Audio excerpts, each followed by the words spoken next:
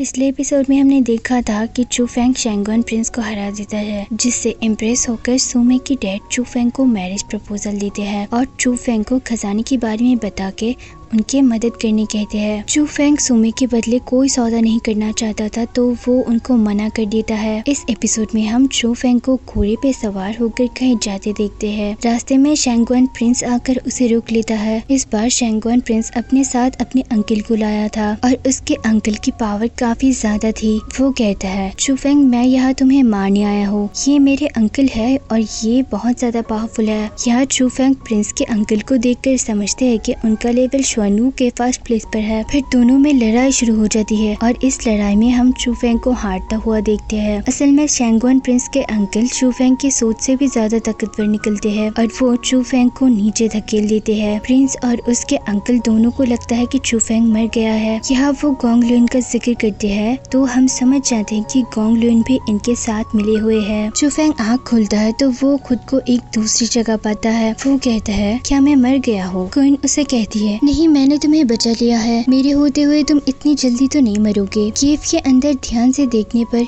यहाँ उसे बहुत सारे बीस्ट के डेड बॉडी मिलता है। चू फेंग एक बीस्ट के डेड बॉडी को चेक करता है तो वो देखता है कि इनका खून अभी भी ताज़ा है, यानी इनके मौत कुछ टाइम पहले ही हुआ था। क्वीन कहती है, चू फेंग यही सही मौका है, मैंने तुम्हें इन्हीं की जिक्र की थी, अब जल्दी से तुम इनको एब्जॉर्ब करना शुरू करो। हालांकि चू फेंग ऐसा करना तो नहीं चाहता था, लेकिन उसने क्वीन से कॉन्ट्रैक्ट किया था तो उसे ऐसा करना पड़ता है। फिर वहाँ बैठकर वो उनको एब्जॉर्ब करने लगता है। इसके अंदर बैठी क्वीन भी उनको एब्जॉर्ब कर रही थी। अचानक से वो वहाँ एक वॉरियर और एक टाइगर को बीच होते हुए लड़ाई को देखते हैं। वॉरियर ग्रे रोब्ड स्पिरिचुअलिस्ट है और टाइगर का क्वीन को कुछ समझ नहीं आता। वॉरियर के कोट उतरने पर पता चलता है कि वो एक लड़की है, लेकिन वो लड़की पूरी जी जान लगाकर टाइगर से लड़ रही थी। चू फेंग लड़की को टाइगर के चंगुल से बचाने के लिए उसके पास जाकर एक शील्ड क्रिएट करता है, जिसकी उम्मीद लड़की और टाइगर में से किसी को भी नहीं थी। टाइगर यह बोलने लग जाता है, जिसे देख चू फेंग कहता है, कोई टाइगर बात कैसे कर सकता है? टाइगर कहता है, मैं टाइगर नहीं हूँ, मैं हूँ व्हाइट टाइगर सीक्रेट स्किल। सुनकर क्वीन कहती है, व्हाइट टाइगर सीक्रेट स्किल एक सीक्रेट अलाइव स्किल है, ये मार्शल आर्ट से थोड़ा हटके है, इसलिए कोई इंसान इसको सीख नहीं सकते, सिर्फ व्हाइट टाइगर ही अपने मास्टर को चूज करता है। व्हाइट टाइगर जिसे चूज करता है वो इंसान बहुत ही ज्यादा पावरफुल बन जाता है।